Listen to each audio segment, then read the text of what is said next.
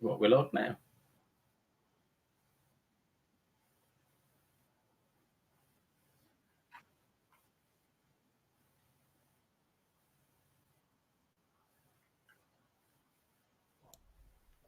Hey! Woo! Welcome. We are here. It is another one of those live thingamajigs. You're here with your host, who's sat a little bit closer because why not? It's me, Mr. Budget Pedal Chap. Say hi, me. Hello. You're also here with Mr. Lee Padabadabadoo, who looks a little dishevelled and unshaved today. He's less groomed than usual. Oh, you say Hello, that, Lee. but I've had a haircut. Have you? I have. I've had a haircut. Yeah, like, still long on top, but not so long on the side, you see.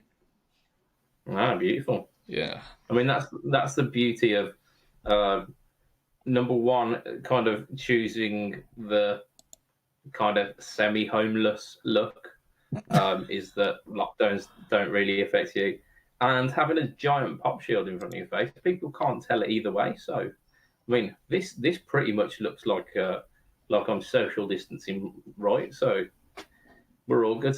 We're hitting that target there. Should we say where we're live this afternoon? Pardon? Shall we say where we're live this afternoon? You can do, yeah. Go for it. Just for the sake of posterity, where are we live? I might check out one of the streams actually. We are live in Pedalboards of Doom. We are live on the Fret Talk podcast group, Facebook group. We are live on my very own channel, because why the hell not? And we are live on the Pedalboards of Doom YouTube channel. Those are all wonderful places. They are, especially my channel, because I can say what the hell I want and be political if I want to. Yeah, it gets some people's backs up, doesn't it? That does, yeah. But yeah, that's why I don't do it so much anymore. Yeah, it's not worth the hassle a lot of the time.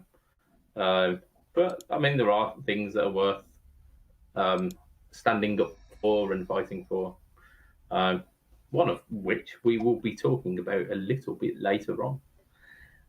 I hate how YouTube doesn't update the titles the same as everything else. So the title on our YouTube video, this live one, is DD-7 versus DD-8. So we might have to change our itinerary. Yeah, I mean, I haven't tried either, but I'm well versed enough in the blag. So we can give it a go. Yeah, I can blag it. So, what the most important question to our viewers at the moment is, what do you think of my hair?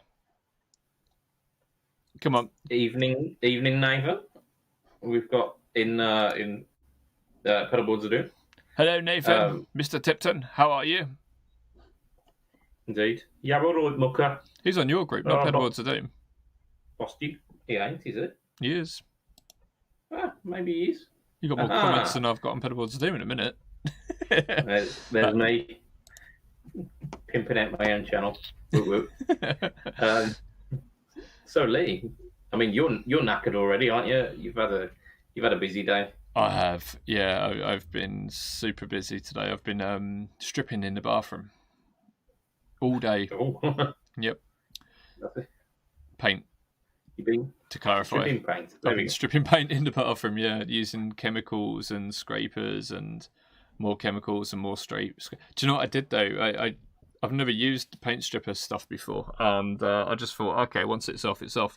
What happened is a lot of it I went downstairs, left it for a little bit. When I came back up, a lot of the paint I'd got off the walls had then adhered to the bath. Oh, nice. Yeah, I was like, fuck. Oh dear. Not pedal related at all, but kind of funny. Indeed. What is that little line there? It's a weird little line on the screen. I'm not sure what it is. Oh, I think I know what it is. There it goes. It was. Is it OBS related? And you were. Yeah, we're going to say over here. No, it was actually my camera. It was just this little bit of my Gretsch here. Hey, look, we said something that was pedal related or guitar related. Well, that's it. Gretches tend to go into pedals sometimes, and then there you go. So that's guitar related. Yeah, we've got a show this week. We've got a show. Some of it I'm quite excited about. I'm quite excited, but we'll move on to that one later. Is that a pun? Is it a cow related joke? No, it's not like last time where I was really trying hard to shoehorn a cow-related joke into the end part of the podcast. No, okay. I'll give you a bit more information about that a little bit later. All right. Okay. Right. So what? Before we do anything, we're gonna shout out to our patronisers because we love those guys. We do. We love you guys. We do. And I'm going to do it off the top of my head, not even looking at this book. So we've got Bimson, we've got Yeomans, we've got Christ, we've got Richardson, we've got Huge Erection, and we've got Mr. Ben Fletcher, who are all patronisers. For as little as $2 a month, you can be one of those too. Go to patreon.com/frettalk, and you can be one of those lovely, lovely people too. Thank you. So, Lee. Yo. What you been up to? Aside from stripping a bath? Oh God. You know when you're really, really tired and you kind of like think what you've been doing in the last couple of days, let alone the last 2 weeks? I'll tell you something I did do the other day. I found myself in Brighton, not accidentally, it was intentional, but I popped into a few guitar shops down there, obviously including GAC. And I had the pleasure of playing the Ibanez AZ. So I combined Z and Z then. So the IZs. Yep. The IZs. I believe that's how they pronounce it in New Zealand. The IZs. Would that make it New Zealand? New Zealand? No. They call it the IZs. Zeds. I have a contact friend from the industry down in New Zealand, Mr. Tony Peppers. He's a totally cool guy, really is. Do you know? Maybe you can get him to record the word AZ. There's you know they filmed like Lord of the Rings and The Hobbit down there. Because their population isn't massive, it really had a big impact on them. And now they're filming it's not really Lord of the Rings TV show, but they are doing a Lord of the Rings TV show, but I think it's going to be about the Silmarillion, because obviously you can't have the Hobbit, then Lord of the Rings, and then something that's set like 1,000 years before Lord of the Rings being called Lord of the Rings. It just wouldn't make any sense. So I think it's going to be Silmarillion. I'm being too geeky now, aren't I? Sorry. A little bit. Sorry. I listened to a podcast about New Zealand this week. Actually, it's got absolutely nothing pedal related, but it was to do with the kind of the native culture of New Zealand and the Maori language. It was really fascinating, but it has absolutely bugger all to do with guitars or pedals or anything like that. I'd be interested to get a link for that. It sounds like something that would really interest me too. Indeed, yeah. So for anyone who wants to listen to that, it's the Illusionist podcast. ALLOUSI. I've lost count there, but Illusionist, not illusion. Mr. Budget Pedal chap there. We'll go and put the link in the comments later, won't you, mate? Yeah, sure. Well, of course. Yeah, I'll try and remember. I am a busy man. He won't do it. No, I won't. Well, whatever. They got a free shout out on our podcast. That's good enough. Lucky them. Do you want to know about the AZs? I do want to know about the AZs. I've also played 2 different versions on 2 different occasions as well. Okay, that's very interesting because I played 2 different versions as well. Oh, got an email. What's that? Okay, it says I'm live on YouTube. It's funny that. Yeah, cheers for that. That's just what I need when I'm mid live stream. Okay, so I played the Japanese version, which was like $2,500, and I played one that was just under $1,000, which was Indonesian, I think it was. So I didn't think they were. I thought they were just ones were mass produced and the other ones were like J Custom, like the custom shop Ibanez. From what I remember of the chap saying who told me about it, he was suggesting that they were like made in Korea or I'll have to check. Do you know what? I've done write-ups on these and I just can't remember at the moment. But I've got a funny feeling it's Indonesia or China. One of the two. Okay. I'll believe you. I mean, I just assumed. I mean, if there's anyone out there in podcast land who wants to do the research for us, just drop us in the comments. That'd be lovely. Yeah.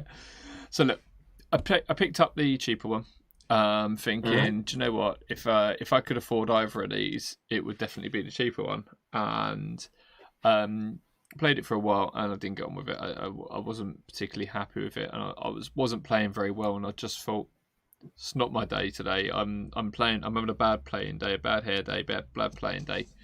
Even though I did have my new haircut at that point. So maybe that was it. Maybe it's all the guitar skills are based in the hair. Just call me Samson. Yeah. Then I picked up the more expensive one, and I was playing wonderfully on it. And it felt great. It felt really, really, really good. And my takeaway from it was, okay, so obviously this one feels a lot better because it's 2.5 times the price, more than 2.5 times the price. But I've got cheaper guitars than the cheaper one that play a lot better than that. So maybe it was just a setup. Maybe it had been a bit humid in there. Maybe it was just that one guitar. But these two guitars were very, very similar. Yeah. The cheaper one, I wouldn't touch if someone offered me that exact guitar. But I am a little bit tempted to sell my other guitars just to pay for that better one. Because it is amazing. Yeah, phenomenal. Absolutely. What was your takeaway from it then? So I think I only played the cheaper ones, but I played the dual humbucker version and the HSS version, and the trying to remember them, but no, the HSS was better. I don't think I like the Seymour Duncan Hyperions. I didn't really get on with them. I thought they lacked a bit of clarity, a bit of they had just nothing about them that made me really, really love the sound. Yeah, the cheaper one was much darker, much darker. I was playing a one of these. I think it was a Black Star, but it wasn't like a Black Star style Black Star. It was like in a red case. I think it was meant to be a bit of like a Marshall combo, and it was part valve, so it wasn't the greatest tone, but I dialed it in nicely. It got some coolish tones, and you got the ISP thing, so you can go between like Marshall and Fendery sort of tones on it, and yeah. I just found that the cheaper one to be very, very dark, not aspiring, but the pickups, I think they may even be the same pickups, but on the more expensive one, it was brighter, much brighter. So I don't know what was going on there. Yeah, and like I say, as I think I remember, because this was a long while ago now. The HSS was much more to my taste. I mean, I'm not hugely sold on humbuckers anyway. It has to be a very, very specific humbucker sound that I'll go for. But it was pretty much what you were saying. It just didn't have. I think. Oh, you've frozen, sir. Quick, everyone say something about him while he's frozen. Oh no, come back. It's boring on my own. Oh, there you are. Inspired by that. Used to the. Sorry, you froze for ages. Hello. Oh dear. So on the stream, no one will have heard that, but on my recording, they'll only have heard that. Yeah. So essentially, the pickups were they were just not as detailed as I'm used to. I mean, I am spoilt for choice because I've got like plenty of guitars with handmade UK pickups in them. Yeah. But well, the Hyperions just I weren't sold on them. Yeah, I think overall the guitar, the more expensive one, the £2.5 one, it was everything that I could possibly want from a guitar. It was just it played wonderfully. The neck wasn't too wizardy, like the normal Ibanez. Yeah, a bit of chunk to it, isn't there? But it's not massive. It's just kind of comfortable and fills the hand, doesn't it? It felt like a proper guitar. Yeah, it felt like you had some substance there. And one of the things I noticed recently is I've been picking up my Ibanez. Where's my Ibanez gone? Oh, there it is. I've been picking up my Ibanez a little bit more often, hence why it's right next to me. And I've been getting around that fretboard like you wouldn't believe. It was amazing. I was just like, wow. I didn't realise I could still play like this. And that's because I've been playing more classic guitars for a good few years now, like Strats and Les Pauls and stuff like that. And I haven't really been playing metal guitars for some time, like shreddy guitars. And I went back to that and I was like, geez, I really can get round on this fretboard really, really easy. And the question is, I like the feel of something like Les Paul or what have you more, but I can play on an Ibanez better, like faster. Let's say not necessarily better, but faster. Yeah, and I think the AZ kind of really hits that happy medium. You can really get around on it nicely. Not quite as fast as you would on like a Wizard Free neck, but faster than you would on a chunky old Les Paul. But it still has those tones. And tones does it have? Oh my god, the amount of switching possibilities on that thing. Yeah, they tend to not shy away from giving you a lot of versatility with those, don't they? Yeah. I was absolutely amazed. I was beautiful looking thing as well. The thing that got me was the cheaper Ibanez, cheaper AZ had a better top on it. So it just it looked nicer. So I wouldn't have bought either of them specifically because I've never ever buy a guitar I don't like the look of. I know that's really superficial, but it's part of the thing. Like if you got a guitar on a rack that doesn't look visually appealing, you're gonna walk past it and go, "Nah, I won't practice tonight." Whereas if you see it and it looks just amazing, you'll go, "Yeah, go on then." Hello, sexy. Even if even if you only pick it up and give it a strum, that's then a gateway into. Excuse me, but it's the gateway into like, oh, I'll pick it up. Oh, that feels pretty good. I'll carry on playing for like another 5. Yeah. So, other than that, I've not done much playing. My wife and children have gone away for a couple of weeks, so I've been. Hence why I'm doing the DIY, and I've been working my my jewels off, and just working really, really hard on Pedalboard to Doom and TonePedia because we've got some big announcements we're going to be making in the next few weeks on Pedalboard to Doom. Are we making those announcements later or sooner? I don't know. Are we? Later. Go on. Later, because we not later today, but I mean later in the future. Yeah. Sure. Yes. Yes, Morty. Yes, Morty. Right. Okay. So I've been talking to some guys in the industry, and one chap that I've been chatting with, his name is Greg. He's a listener. He's actually watching. Well, he was watching at least 7 minutes ago, and he said it's all about the setup on the Ibanez's. He Yeah.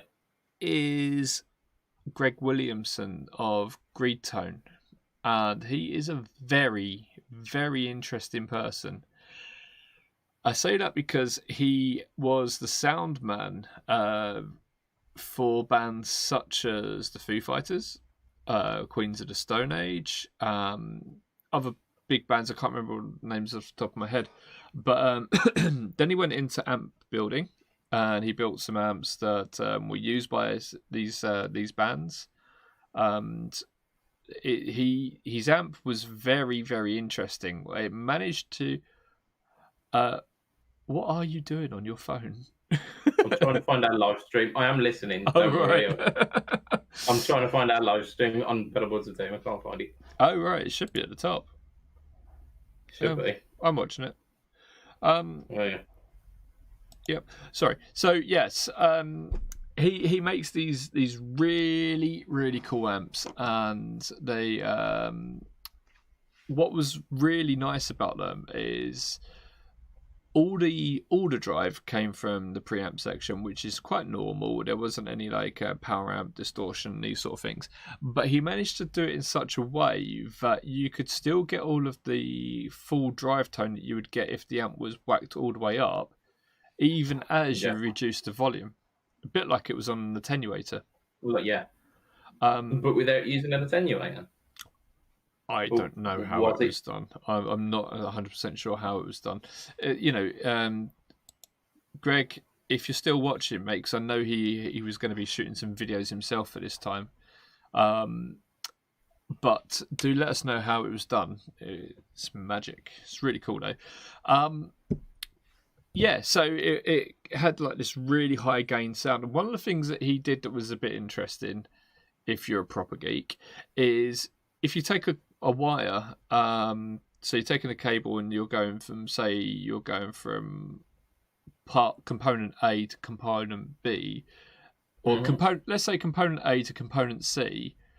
Instead of cutting the wire and joining component B in the middle, what he'll do is just take a bit of the shielding off, and then just attach it that way.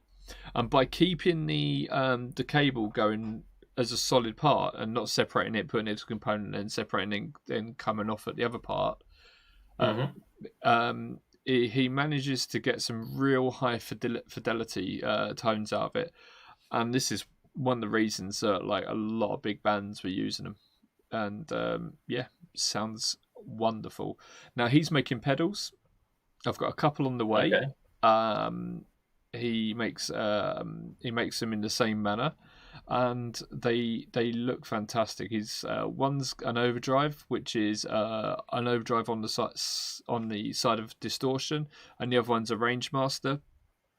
And yeah, I'm really excited to try these because there's some quite big names that are using these, and they've gone from using actual range masters to using his because they say he sounds better. Cool. Yeah, I'd be very interested to hear that because I'm quite a fan of a range master myself. Yeah, I've got one here. Oh, of course I have. I've always got a pedal on my side, haven't I? Let's put it up there. Yeah, I've got one down here, but I'm not gonna pick it up because I'd have to kind of do this weird reach around my microphone setup. You do love a reach around. Don't we all? Right, before I move on to what we've been up to, I did say I've got a little special thing sorted for this week, and I think we'll sneak it in now. And we're kind of warmed up. We've got an extra special quiz because it's a two round quiz this week. How can we have a quiz? I've won already, haven't I? Even if I get all the answers wrong, I've won. Or lost. I mean, how do we I've won. You're gonna be versing the listenership here. Okay, all right, okay. Let's see how many people are going to join in on this quiz with us. It will be a music-related quiz. Let me have a look through the comments. Tell us, people, are you going to join us and answer these quiz questions? Because I want some competition here. Yep, and it took me quite a while to think of these questions, so it would only be fair. So the way it's going to work, I'm going to read out the questions. Don't say anything in the comments. Don't give the game away to Lee. Once I've finished reading out the questions to round number 1, then I'm going to give away the answers. And when I start giving away the answers, put your comments in the comments below, just to say that you've got like which answers you've got, and then tally up your scores as we do it. So I'll do round 1, give the answers. Round 2, give the answers, and then tally up your score for the end. I'm not going to be checking if you've got your score right or wrong. I am. We're trusting you. We're trusting you. Lee might. I'm trusting you. I trust them. Right, a bunch of bastards. All of them. Right. No. Let me be completely unprofessional here. Aside from what I just said as well. I was going to say, yeah. But shall we keep this for when will matter on? Nope. Sure. Yep. Okay. Because I enjoyed writing this one. So if there's mileage if we like it. Right. So first round is called the Animals round, and this House of Rising Sun. Done. Next one. Well, I'm going to give you the title of a song and the artist, but it's going to have a blank missing in it. You need to tell me what the blank is. So, for example, blankety blank. Well, yeah, almost. But this is an animal themed one, so all of the blanks will be animal themed. Okay. So I blanked a dog. So it, like, for example, Who Let the Blank Out by the Baha Men would be dogs. Dogs. Well done. That's not a point. That's just an example. Oh, at least half a point. Come on, man. Right. So first one, Something of Love, Kate Bush. Something of Love, Kate Bush. Don't you mean you got that, Luke? Don't you mean Blank of Love? Something Blank of Love. Something Blank of Kate Love. Bush. It's just the one thing. Blank of Love. You pedant, you absolute pedant. Do you know what? I don't listen to Kate Bush. I should, but I don't. Something of Love. There we go. Oh, you'll never be able to guess it. It's not a. I might give you a clue with that one. Go on. The Future Heads did a cover of it. Again, not a band I listen to. Right, number 2. All right. Something Country by Avenged Sevenfold. Something Country by Avenged Sevenfold. Sorry, Blank Country by Avenged Sevenfold. Yep. You got it? I think so. Cool. Number 3. I haven't listened to that album in a while, but I really like that album. It's really, really good. Yeah, I mean, they have some pretty decent tunes. That's the one 3, that's got some... Sorry, go on. Crack on. Rage intensifies. Right. But isn't that the one where they do... I'm just going to fuck off now. I'm going to leave you to do this live stream all on your own, Mr. Lee. Right. Sorry. This one it's theoretically one word, but I'm giving you all of it. Blank by the Beatles. If you get what I mean. Ready? Oh, no. Sorted? No, because I thought bulldog, and then that isn't what you said. Blank. It is one word, but I've split it into 2 parts. Blank. I love the Beatles as well. By the Beatles. I'm a big Beatles fan. Like, I'm just having. You've not picked me on a good day for this. I'm usually so good at these. Right. We'll move on. Number 4. Number 4. Go on, him. Are you ready? Mm-hmm. Love Blank by The Cure. Love Blank by The Cure. I'll give you a clue. It's not Love We. I used to play this. I used to play this song in a band. I can't remember the name of it. I mean, this is worth it. This is worth it alone, just for the squirming that Lee's doing at the moment. So, Love Blank by The Cure. I would have thought that would be really easy. Right, there's a lovely easy one. There's an easy one coming up for you now. Number 5, Eye of the Blank by Survivor. Okay. Eye of the Blank by Survivor. Lion. Okay. Yeah. Yes. Next one's harder. Here comes the reach around. Well, maybe. Blank, Nicki Minaj. Blank, Nicki Minaj. Next. I don't know anything by her. I'm gonna give the listeners just a little bit of time. Blank by Nicki Minaj. I'll give you a clue to that one as well. It's the main groove to it is a pretty well known sample.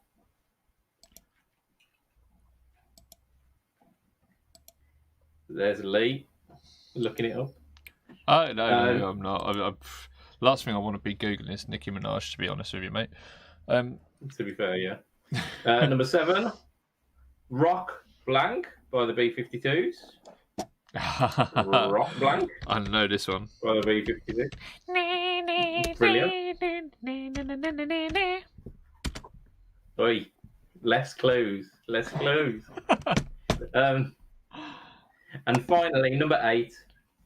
This one's a bit of a tricky one because I'm omitting a little bit of information on the artist, but if you know, you know. 3 Blank by the Lightning Seeds. Yeah, okay. 3 Blank.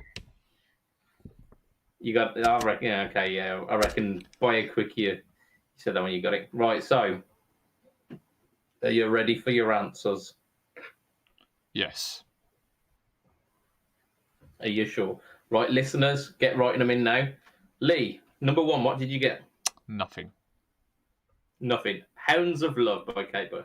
Yeah, wouldn't Hounds of Love. Whoa, oh, oh, oh, oh. Hounds of Love are calling. Now that sounds like the Cure singing it. Whoa, oh, oh, oh, oh. That really does sound like the Cure. Always in a shower. Right, number 2, what do you get? What country? Back country, yes, well done. Vince involved. Number 3, Nothing. Beatles song. Blackbird. Oh, of course. Oh my god. What? I was learning to play that about a week ago. There you go. I'm shocked. Number 4. Fuck in a minute. Oh yes. Okay. No, nothing. Love Cats by The Cure. Yes. Da, da, da, da, da, da. Yeah. Oh dear. Go on, you've got this one. Eye of the Lion. No, tiger, obviously. Eye of the Tiger. Go on, by Survivor. Ligra. Eye of the Liger. Yeah, okay. I'm sure you can have that as well. Number 6, Nicki Minaj. Of course I didn't get that. Anaconda. Still. My anaconda don't want nuns unless you've got buns. I don't know it. I never Baby will got know back. it. And I've got no interest in learning it whatsoever. There's something I find deeply offensive about that lady. And I think it's down to me personally. She's not a fantastic role model, let's say. But it samples Sir Mix-a-Lot's Baby Got Back, which is a bit of a classic tune. Right, number 7, B-52s did. Rock Crab. Crab. Yeah. Rock Crab. No. Fraggle. It's the Rock Lobster. It is the Rock Lobster indeed. Do you know, all I can think of with that is Peter Griffin. Family, yeah. Rock Lobster. Number 8, 3 what? Lions. 3 lions. 3 lions on the shirt. Mm-hmm. It's so, of course, yeah. It's actually Baddiel, Skinner, and the Lightning Seeds. So, but yeah. I've been watching a lot of Taskmaster. Okay, yeah. And one season had Frank Skinner on it. Did it now? Yep, and he was pretty good. You know, he didn't win it. Pretty good though. Spoiler. He's a smart man. He's our Frank Skinner. Yeah. And then another one had David Baddiel on it. That's sweet. Utterly useless. I've never seen anyone so bloody useless at Taskmaster in all my life. It was just unbelievably bad at it. Swinging it back onto music ever so slightly. Very talented musician, though. Yes, back in the. I mean, Oh, you frozen again? The ukulele, the banjo ukulele, as per George Formby, because he's a big fan. You froze and you were like this for a little while. Frank Skinner plays the banjo ukulele as per George Formby. Okay. He's done it in a lot of his shows, and because he's a big George Formby fan. And Baddiel plays piano, and he plays incredibly well, actually. He does. Yeah. In the early 2000s, I'm wanting to say it might have been earlier than that. Frank Skinner and Baddiel had like this kind of chat show where they would Baddiel and Skinner. Baddiel and Skinner Unplanned, I think it was called. I think that was the second one that they did, which came out not long ago, and it was a bit of a flop, unfortunately. Because I used to really enjoy watching them. Yeah. But at the end of this show, they'd get people from the audience to shout out a number, and they'd flick through a book, like a song book, and David Baddiel would play it on the piano, and Frank Skinner would sing it at the end. But it was really cool. It is pretty cool, man. It's nice to see people with talent showing other talents, and then it makes you sick that they're better than you at something, and they're good at something else as well. Nathan, our friend Nathan Tipton, beat me by a country mile. He got 7 out of 8. He got Hounds, Rhino, which Rhino's wrong, isn't it? What's that for? Rhino Country. Yeah. No, it's Backcountry. Yeah. Blackbirds. You put Blackbirds, not Blackbird. He gets the point. No, he gets that point. No. Okay, cool. If they played the song twice, it would have been Blackbirds. Blackbirds. No, don't work. Yeah, I bet he got love cats. Then he got love cats. He got cats, tiger, anaconda, lobster, lions. Yeah, so so he only missed the Avenged Sevenfold. Yeah, good on you. Right, Avenged Sevenfold. Are you ready for round 2? Such a great. Oh, we've done a round 2. We've got a round 2. God. This is general music knowledge. This one, general music knowledge. So this one's only 6 long because I was running out of page. Right, are you ready? Ready as I'll ever be. I'm not ready at all. If we were doing this next week or the week before, we wouldn't be on because we don't do a live stream then. But I probably would have done better. I definitely would have got Blackbird. Probably would have got Love Cats. Yeah. Okay. Let's go. Stop making excuses. Okay. Yeah. What is and what should never be, and all that jazz. I thought it was a question. Number 1. What year did Elvis die? You get an extra point if you tell me what month as well. What year did Elvis die? You get an extra point for telling me it was not in January. So I've narrowed it down to 11 months there for you.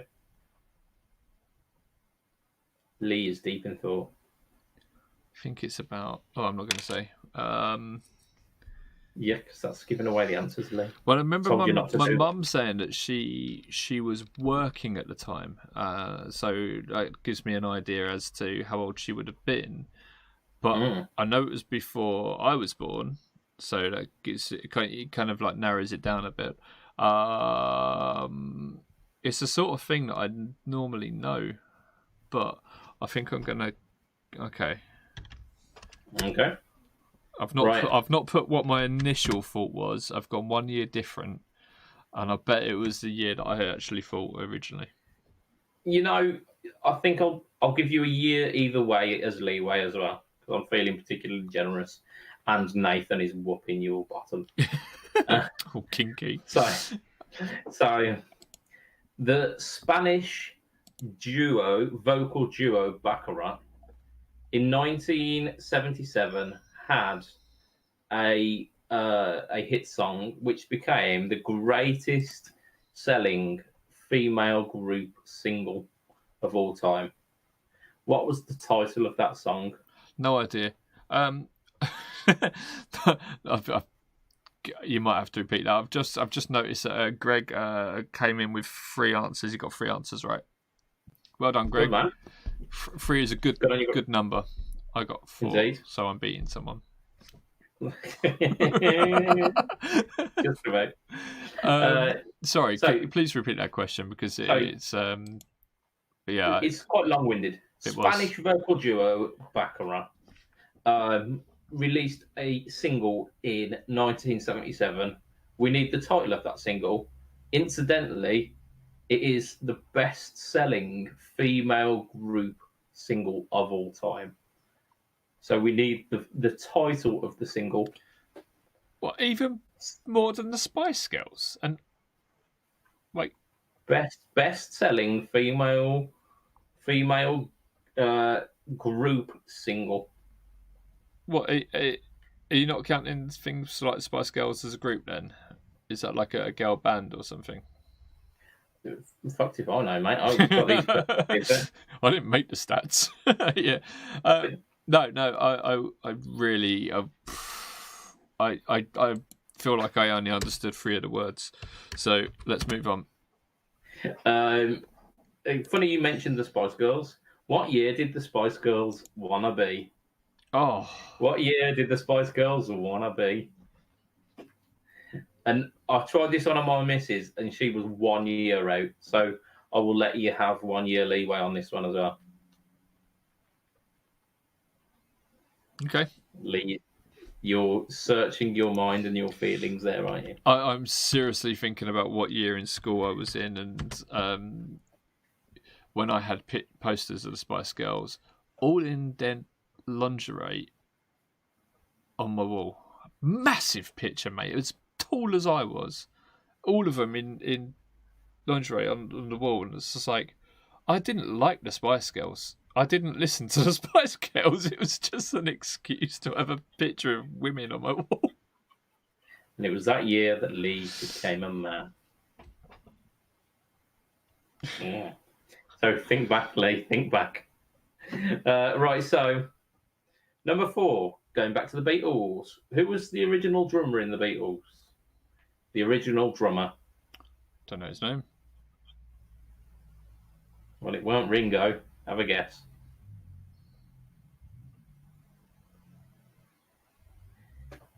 Not even a clue. Not even a try. Should I put Bill Ward? You could put Bill Ward, but I think that was a little bit before his time. No, I would. I can take a guess. I know that there was an original drummer, and I've seen videos with him, but I don't know the guy's name. Okay. Number 5. What was the name of Madonna? Oh man, What's the name of Madonna's first album? Sorry, you cut out for a sec. Did you say what was the name of Madonna's first album? I don't know why you keep cutting out. That is correct. What is the name of Madonna's first album? Madonna, album number 1. Debut album by Madonna. Title. This is a good quiz. This is a good quiz. This is getting me. Have you copied this off of Radio 2 or something? Because I'm rubbish at their ones. It might have been, yeah. It might have been, actually.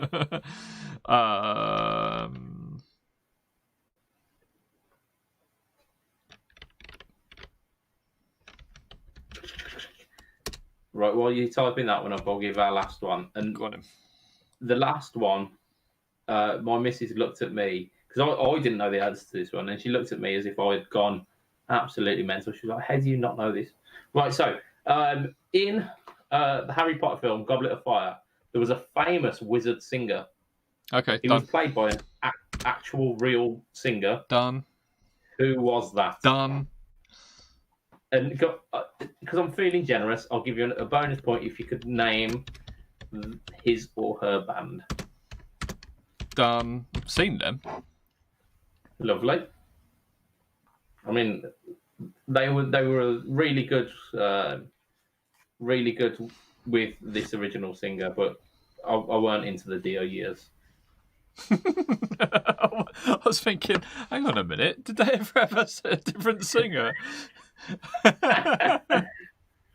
Oh man! Oh dear. Did you ever listen to Rainbow with Dio? Yeah, Rainbow with Dio were awesome. Brilliant, weren't they? My issue with Dio being in bands was that the stuff all sounded like Dio. So it no longer sounded like Black Sabbath. It sounded like Dio.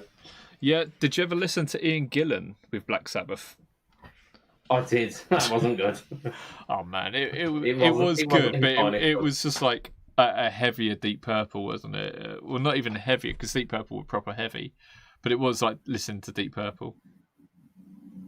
I've only listened to it once a long time ago, and I remember it being really kind of really 80s. Yeah. Yeah. It's like when you listen to the Freddie Mercury solo stuff and you're just like, no. Oh, yeah, this hasn't aged well. Yeah. Really similarly, Phil Lynott, like absolutely adore Thin Lizzy. Phil Lynnott's solo stuff, some of that was a bit gash. Yeah. Come on in, guys. We want to see what you got. Nathan, right, yeah, so Greg, let's have a look. That's it. Shoot your answers in the comments, and we'll go through it. Right. So, what year did Elvis die, Lee? I put 76. I was going to say 77.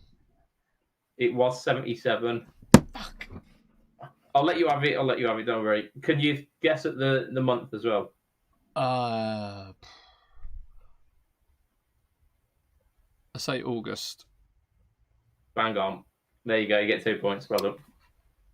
Boom. That was the luckiest shot there. No. There was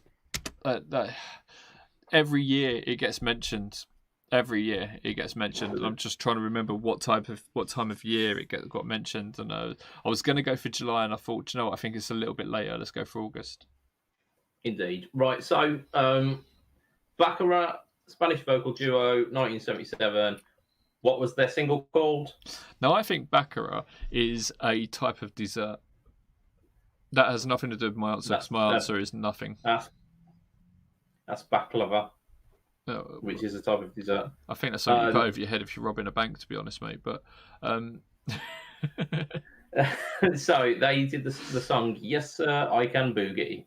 Yes, sir, I can boogie, boogie woogie. If you play that certain song.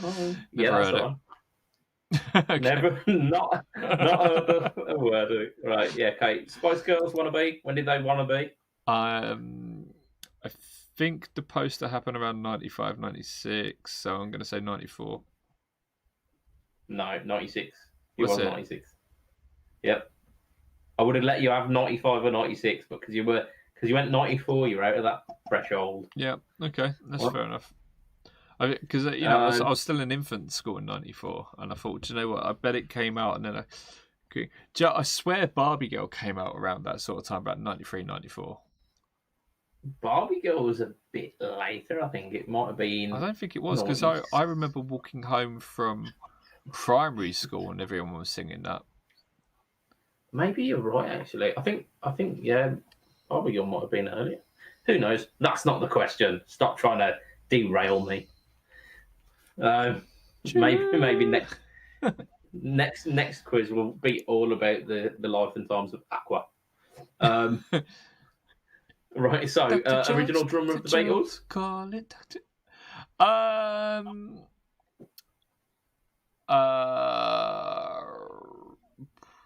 I don't know. I put Paul because it was just a sideways guess, although it was a silly guess. I don't know what the guy's name was. Not bad. Pete Best, apparently. Pete Best. Yep. He later went on to something to do with football. No. That was George Best, I think. Didn't he just die? George Best died many years ago, mate. Someone died. You're thinking Jack Charlton. Oh, yeah. Which is something to do with Bobby Charlton, or his brother, or his dad, or something? Yeah, Bobby Charlton's brother, I believe. Right. I really am not into football, so this is mildly anecdotal. You're lucky I got 3 lines. Yeah. To be fair, it's a banging tune, though. Lightning Seeds did some absolute belters. Okay. Madonna's first album? Well, I've seen what someone else has put, and I just realised that is going to be the right answer. But I put Virgin just because I couldn't think of anything else. I was going to put Pure, but isn't that someone else? So it's someone else's album, Pure. Not that I'm aware, but no, it's not Pure. It's not Virgin. He's put Mystery Girl. It's called Madonna. Oh, is it? Oh, I was gonna put that Madonna as well. I was gonna put Madonna, and I thought, no, don't do it. Oh, that's annoying. Indeed, it is. I like how Nathan doesn't put his answers until we've given the answers. I bet there's a little bit of cheating going on there. To be fair, it'd be much easier to cheat if you just brought up Google. We can't see you doing it. Yeah, sharp. Yep. Okay. Yeah, just a clue for next time. If you want to cheat, that's the way to do it. So, famous singer played a singer in Goblet of Fire. So it's the most awkward scene in the entire series of. It just doesn't fit with anything. They've just kind of like done this music video in this ball at some point, and Goblet of Fire is a really good film as well. And my boy. Yeah, I really love Harry Potter. My wife is a massive Harry Potter fan. And and you got Jarvis Cocker rocking it up there, and he originally played in Pulp. You did? Can you name me some Pulp songs? Loads of them, mate. How many do you want? Go on, 5, and then you'll get an extra point. 5? Oh, fuck, do I know 5? It's obviously year 2000... it's not called Year 2000.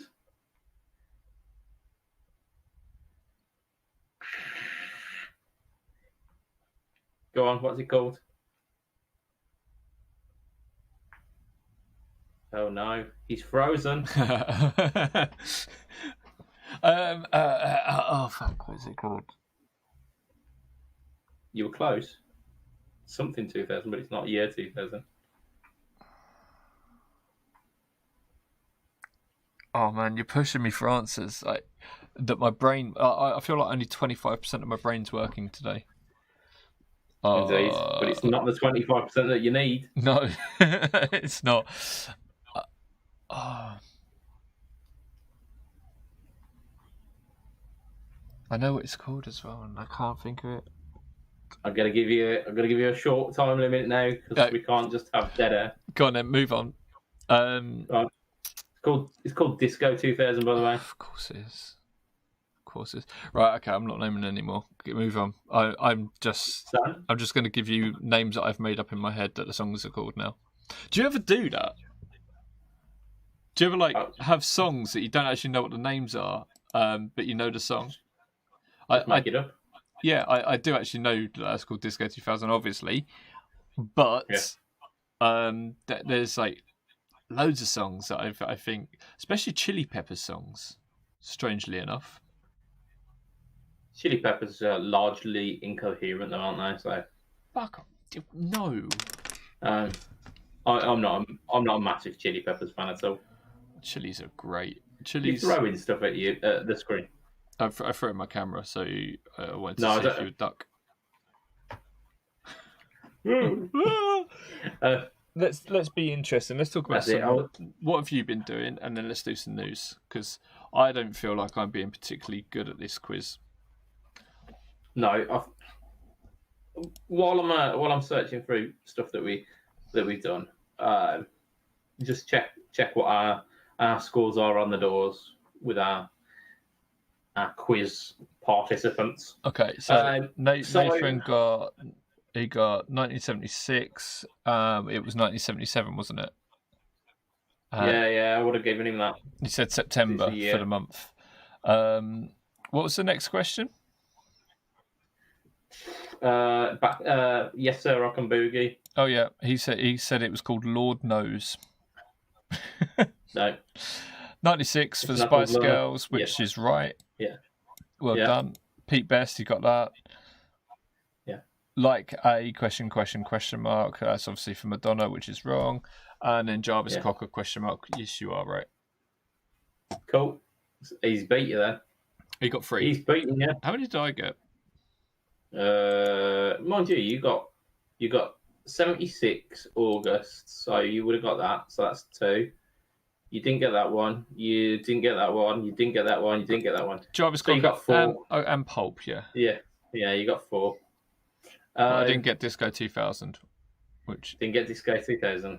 Yeah, is irritating. Let's all wake up in the year 2000. Won't it be strange when we're all grow?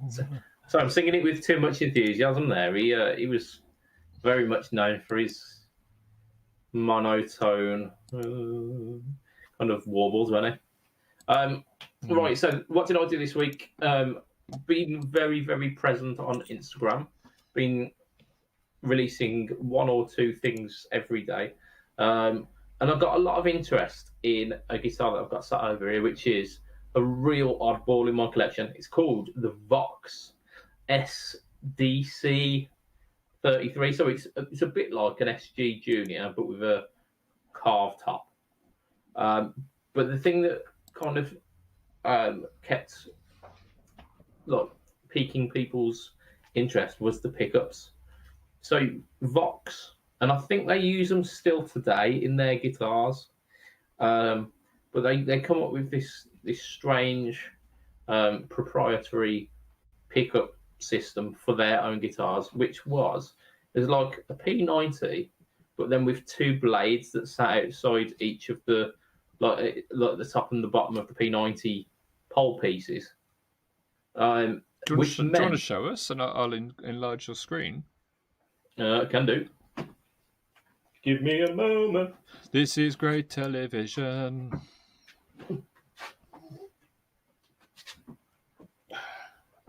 Right. There you go. Oh, okay. It looks less cool than I was imagining it in my head. It does look a little bit utilitarian. I've just dropped my phone. But the alternative to those is like the Seymour Duncan P-Rail. Now, to me, the ones in the Vox look a lot less goofy than the P-Rail. What's the benefit? Is it hum cancelling? Well, so you've got P90 mode, which is just your standard P90. You've got mini humbucker mode, which is then a bit fatter sounding and obviously hum cancelling. And then you can, with certain models, not with that one, because it's only a 2-way switch on that one, but with the 55 and the 77, which were the like price points upwards, you could then have single coil mode as well. Oh, well, I suppose P90s are single coil, aren't they? Yeah, but it would be one of the blades of the humbucker rather than the P90, because P90s do not sound like single coils. They are a pickup in their own right. Yeah, absolutely. They've got a tonal footprint in their own right. So you've got the choice of those 3 different sounds, which is pretty amazing. Yeah, and like I got a load of interest on that one over the week. So much so that I made a little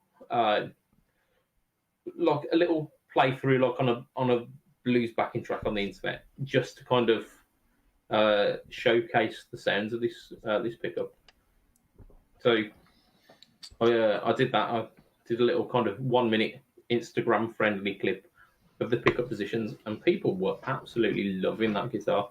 That's crazy. And what year is it from? They were kind of mid. I think maybe like 2010-ish. Oh, I Maybe thought it a was bit like later from the than that. Maybe 70s or something. 2015. No, I mean it's a very classic looking design, but they're relatively quite new.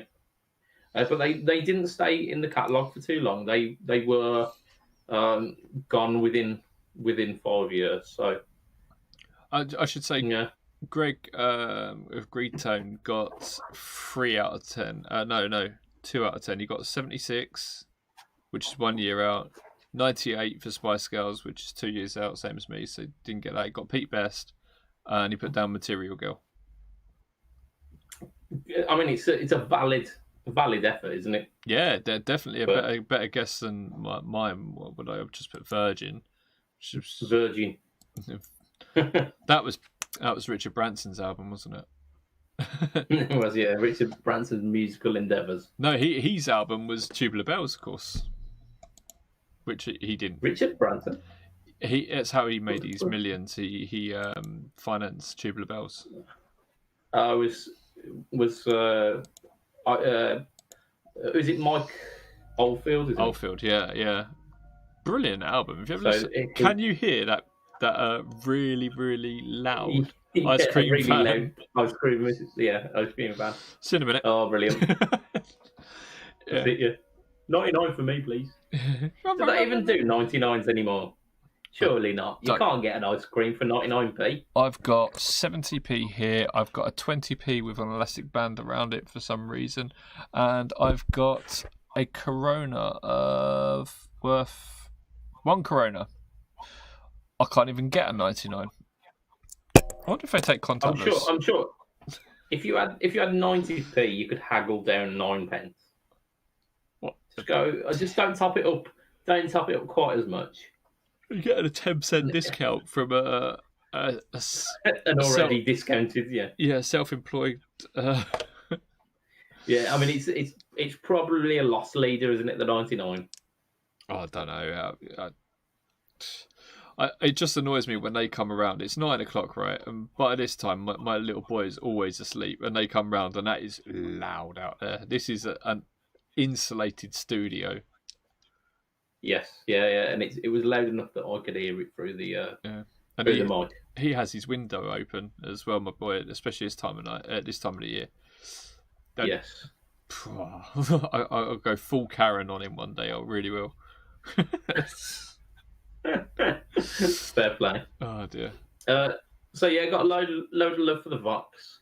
I kind of did a P90 week on Instagram this week, so I shared a picture of my Ibanez that's got the 2 P90s in it as well, and a Revelation telly that I've got a P90 in the neck.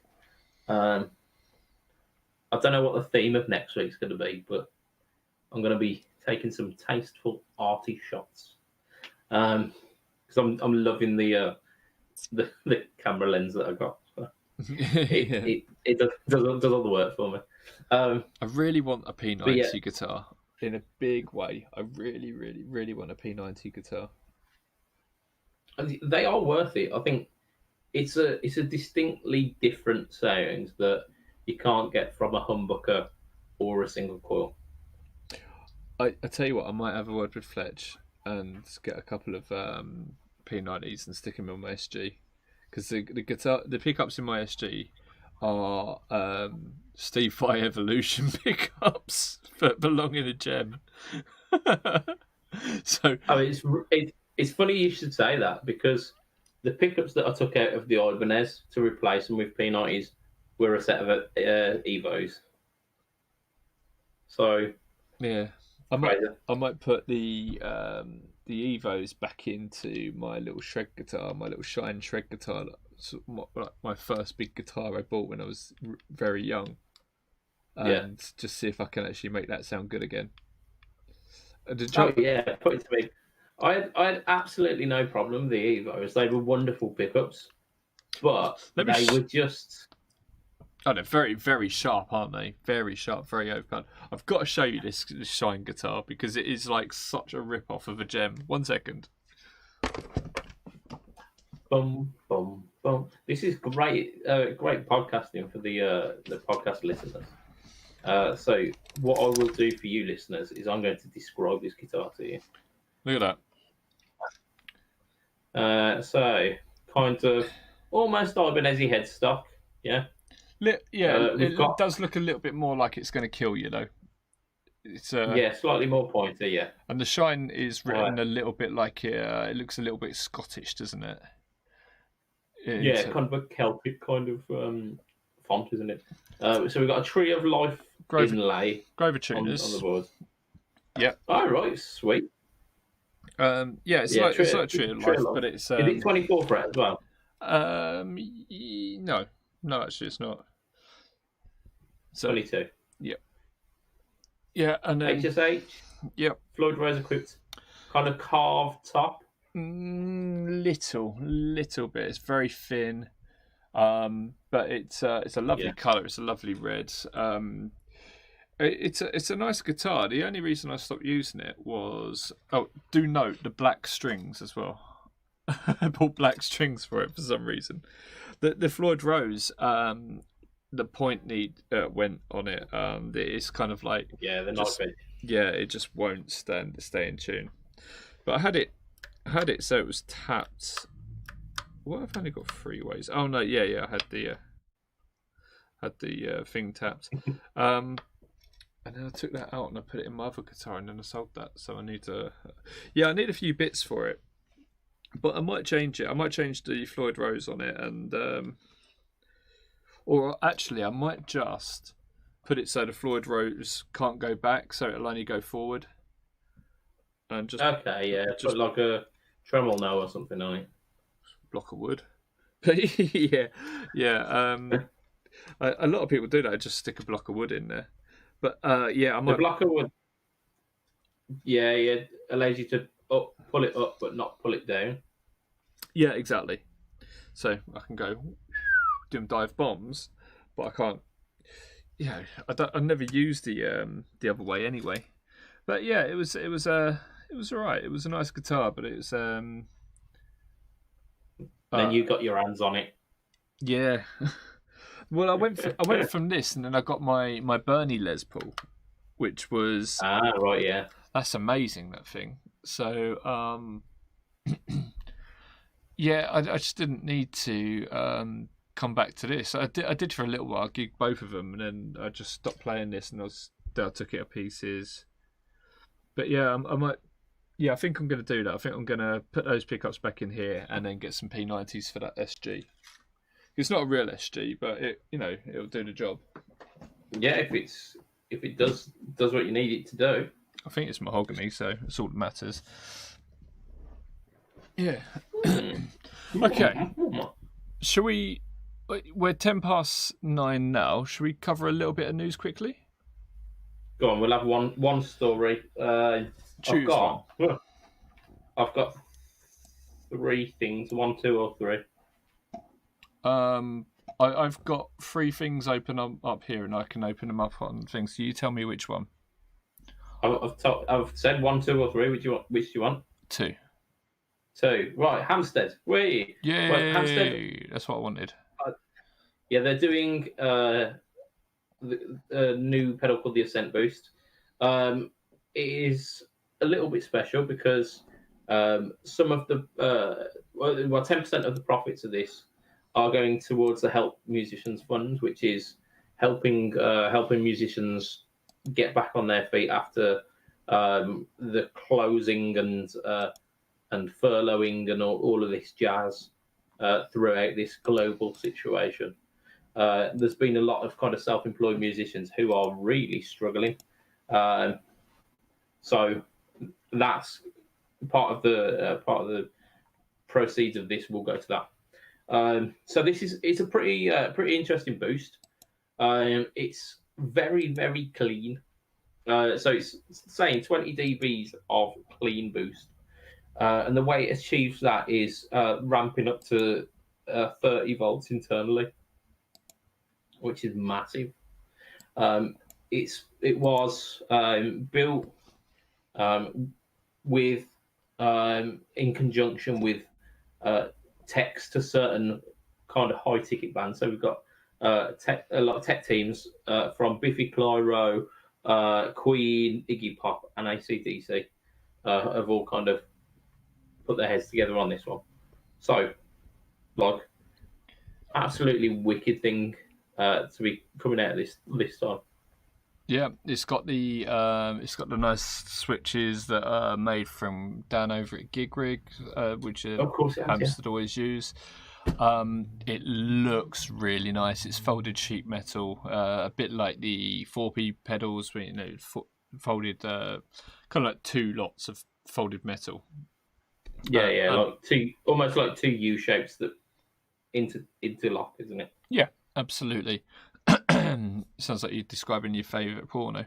But yeah, it looks really great, and it's lovely that companies are doing things like this. So we mentioned last time the big thing that Jam Pedals are doing, where they're auctioning off the pedals that are all signed by people such as Richie Sambora, and that money is going towards helping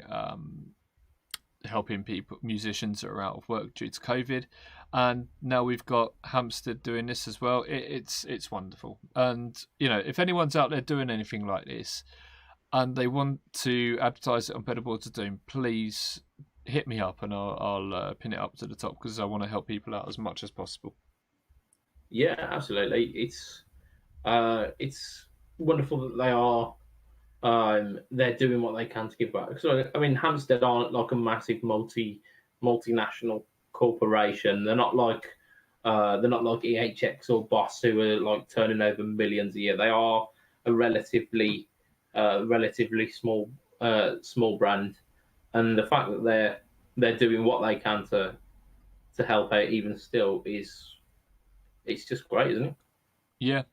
I'm just reading through here. Dan Steinhardt from the Gig Rig has also donated. Yeah, he's donating like 15% or something, isn't it? Yes, exactly that. Of the cost of every Switch. So every Switch they buy from him, he's basically giving them 15% back to donate to charity, which is nice. Pete Hampstead, who is the designer, lovely chap. I've met him. Have you met him when we've been at the guitar shows? Yeah, I believe so. Yeah. Nice. Went out drinking with. Really, really nice chap. Lovely man. Yeah. Well, do you remember when we went and watched that gig and they were using primarily Hampstead amps and stuff, and it sounded really good, didn't it? Sounded massive. Yeah. Sounded really good. Yeah. Wasn't the biggest room, but the room wasn't that bad, but we were quite close. We were right near the front, weren't we? I think in terms of like the setup, the room was probably the worst bit about it, because it was it was just like a kind of conference hall lobby. So there was a bar in the one corner. It weren't particularly well shaped. It was kind of like an odd circular with corners. And it took with us weird kind ages to find it as well, wasn't it? Because we were walking around the main building and it wasn't even in the same bloody building. Yeah, that was it was a bit of a ball ache to get there, and so we missed a lot of the set. But then we got there with the last kind of couple of songs, and it did sound pretty good. Do you know what? If you've ever seen Spinal Tap and you've seen that bit where they're at the gig and they're walking around and they get completely lost and they just keep walking around in circles and going, where are we, and all this sort of thing. That's almost exactly what we were doing. Oh, bang on. Right, I reckon it's time, because I've just looked at the time and we're pretty much running at an hour and 20 on the recorder now, so it's probably time to wrap it up. Once again, shout out to those Patreon guys who are Andrew Bimpson, Adam Yeomans of Chef Tone Effects. We've got Doug Christ of 37 Effects, Joseph Richardson, who has just changed his Instagram handle, and I can't remember. I think it's like Joseph Richardson Music. It used to be everything Joseph. So try and find him. I'll try and get a link somewhere. Hugh G. Rection, who is as mysterious as he is boner named, and Mr. Fletcher, Ben Fletcher of Fletcher Pickups, You are all amazing people. Thank you so much for supporting the podcast. Thank you to you people out there in podcast land who are viewing at the moment. Well done, massive well done to Nathan who beat Lee. So apparently Lee's not on top form. So next time, 2 weekends time, tune in and we'll do another quiz and you can beat him again, and then he'll have no excuse. Do you know what? The wife's back then. So yeah, it would. I've got to have had all the DIY done by then. It's almost impossible to do like really intensive DIY when you've got the two very young children running around. Oh yeah, completely. Yeah. I mean, I was supposed to fit some guitar wall hangers to this wall, and I haven't done that because the only time I have to do it is when the kid's in bed, and drilling into a wall wakes up children. You haven't mentioned your wonderful new guitar stand. I have not, no, and I didn't mention it on the podcast either. Come on, I'll be sharing pictures of. No, I'll be sharing pictures of that. Don't worry about that. Maybe that will be this week's Instagram. Yeah, it's an amazing guitar stand. The missus bought it for me as well, which was absolutely lovely. I think it was probably a little hint to say tidy yo shit up. Yeah, it does look a lot tidier in the background there. But it was a nice way of doing that. So if you want to catch us online, I mean, we're in the Pedalboards of Doom and the Fret Talk podcast groups at the moment. So if you are listening back and you're on a podcast, be part of those because they are amazing groups. I am Budget Pedal Chap at YouTube, where we do the No Talk or Tone series every week. I am Facebook and Instagram. Instagram is absolutely popping recently, so get yourself over there to see some amazing pictures, some of which will feature that Vox guitar. Lee, you are Pedalboards of Doom. Yep. YouTube, which it's gonna be doing some more stuff soon. It's very interesting things coming up on there. Indeed. Yeah, I'm excited about that. I'm potentially going to be making some more YouTube content for that, but then I'm not the only one. And I have my new camera on the way as well, so I can do it too. Yeah. Hey. Yeah. So I think that'll be it for this week, wouldn't it? No. Thank you for TonePedia for letting us use for supporting us with Restream, and that means that TonePedia allow us to stream to Pedalboards Doom, Fret Talk, my page, YouTube, etc., all at the same time, which is fantastic. So thank you very much to those guys. And yeah, go on there and catch what we're adding, because we're adding new stuff all the time. What did we add this week? Oh, we added the orange fur coat. Did you try that? I haven't, no. Go and have a go, because it's based on like a really old pedal. Do you know, I don't even know if I know my own name in a minute, but yeah, it's pretty cool. Go and try that out. It's got like an upper octave into it as well, but on the original, it's on a switch. Is it based on the Fox? Fox. Yes, the Fox.